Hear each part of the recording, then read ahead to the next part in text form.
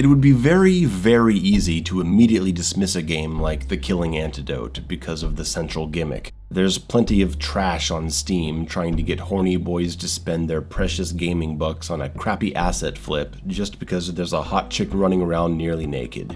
But trust me, survival horror fans, you would be making a mistake in this case. The Killing Antidote isn't just a janky, kind of bland-looking game about stripping down and dressing up a K-pop singer. It's actually an incredibly well-designed survival horror game and action horror game at the same time.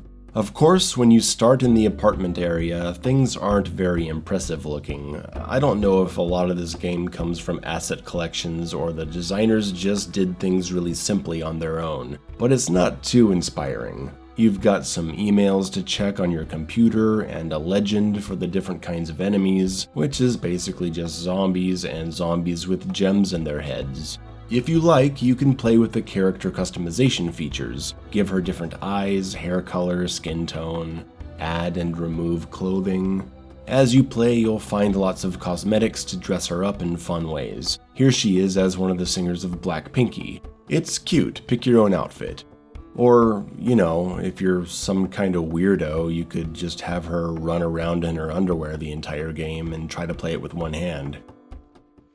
So the game starts up as you're going into this big office building looking for your sister Julie, and you pick up pieces of the story along the way from office emails and from voice recordings. I'm guessing this is how the game is telling us that there's some sort of Satan worship storyline going on here, because the audio messages are in some kind of non-English demonic tongue. 因为安保部门会击杀所有被发现的感染者。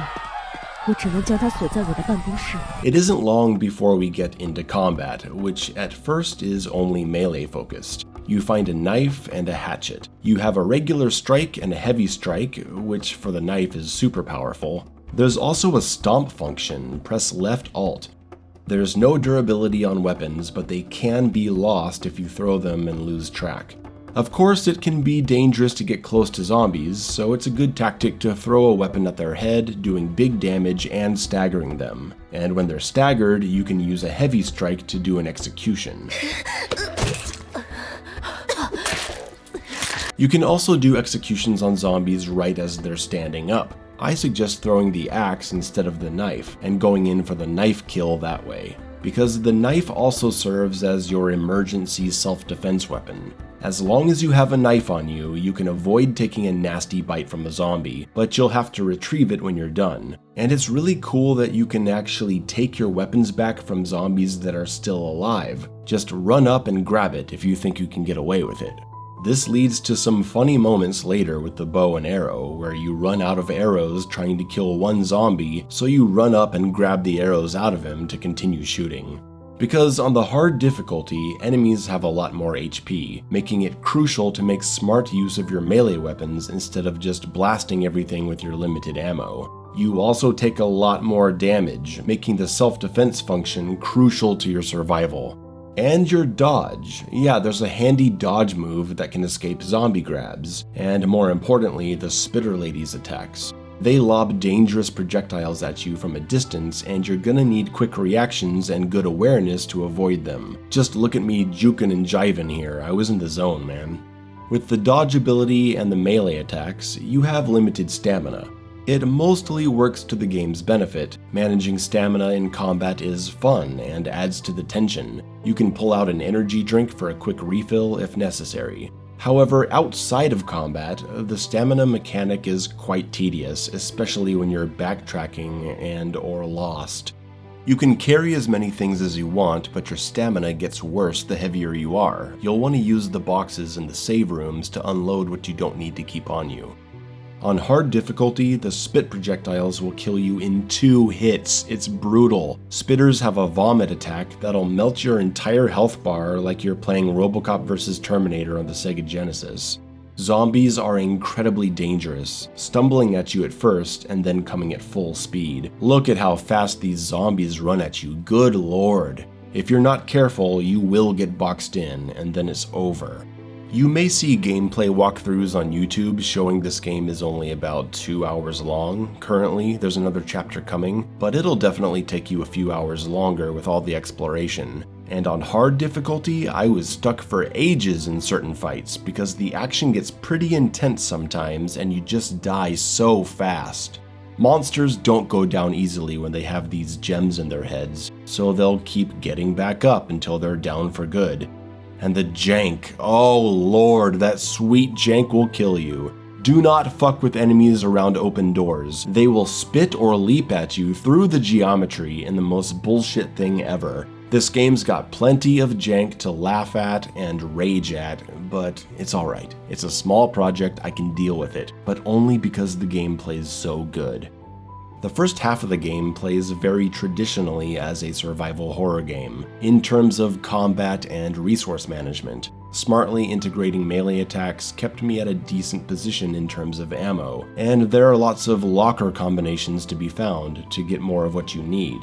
Healing items are to be used strategically because there's no menu pausing in this game, it's all real time. If you need to heal in combat, you'll want to use the pain pills because you can knock them back quickly while still maneuvering your character, while the med kit requires you to stand still for a significant amount of time so you can inject yourself. The weapons themselves feel incredibly good, they pack a punch and their sound is obscenely strong. Just listen and look at this shotgun.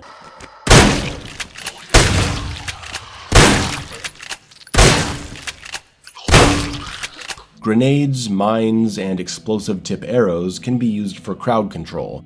There is one key equipment type you're gonna want to hold on to unless you absolutely have to use it, and that's the Brain Smasher, a single-use bomb that kills every monster in the area, even boss types. You only get a few of these in the entire game, so use them sparingly. Like maybe against the screaming bitch if she's simply giving you too much trouble on the 10th time you've tried replaying this section. She runs at you manically, swinging and knocking you on the ground. On hard difficulty, one hit from her takes you to no life. She's cheap. She'll scream to freeze you in place while a spitter hits you from above and it's over. You gotta get in, maximize damage, use careful dodges to avoid her swipes, and take advantage of her stun states to reload the shotgun.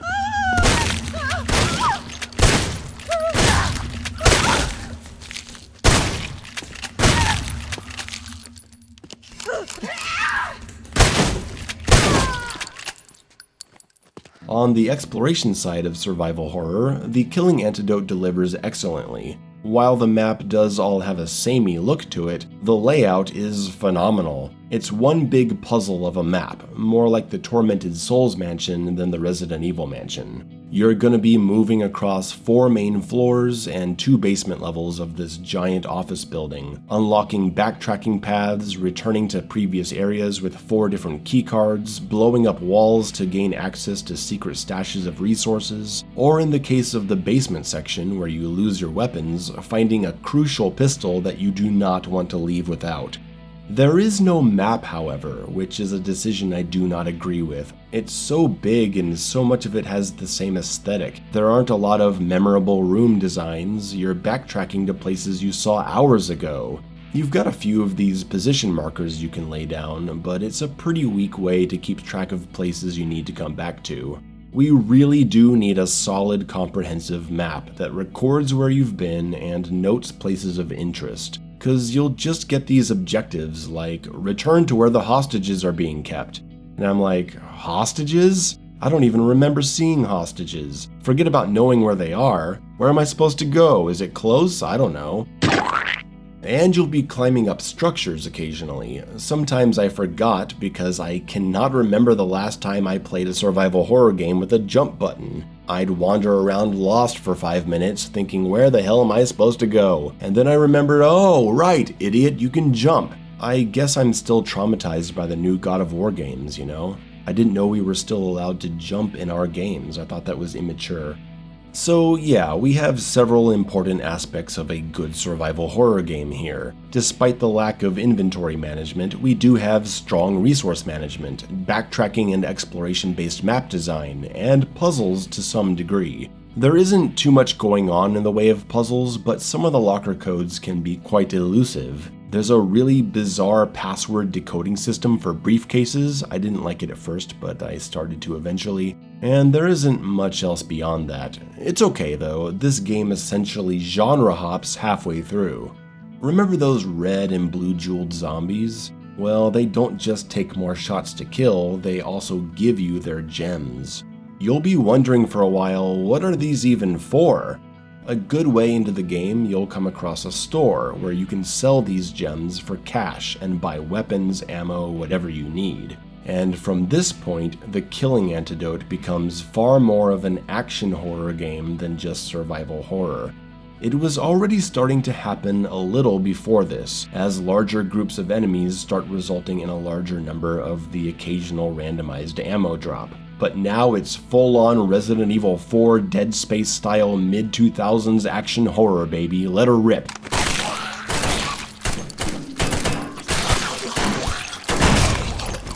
The action ramps up to an absurd degree, with skill-based boss fights and swarms of enemies closing in on you as you're boarding up entrances and setting down anti-zombie laser turrets to defend your position, as you run around collecting piles of cash and gems off the ground from 50 dead zombies, so you can run back into the store and stock up for the next wave, setting down mines and throwing nerve gas bombs into the hordes to drive them crazy and turn them against each other. It's an explosion of absurdity and challenge, and I can't believe I'm saying this, but it might just be one of my favorite horror games ever. It's so much more than what you think it's gonna be when you see you can run around nearly naked or dress like a K-pop star. The Killing Antidote is in early access with a second chapter coming out. I highly recommend this game to horror enthusiasts looking for great action, smart decision making, and engaging exploration. I can't wait for the second part. What a game. What a time to be alive. Go get The Killing Antidote, leave them a good Steam review, and tell them Mayo sent ya. See you later.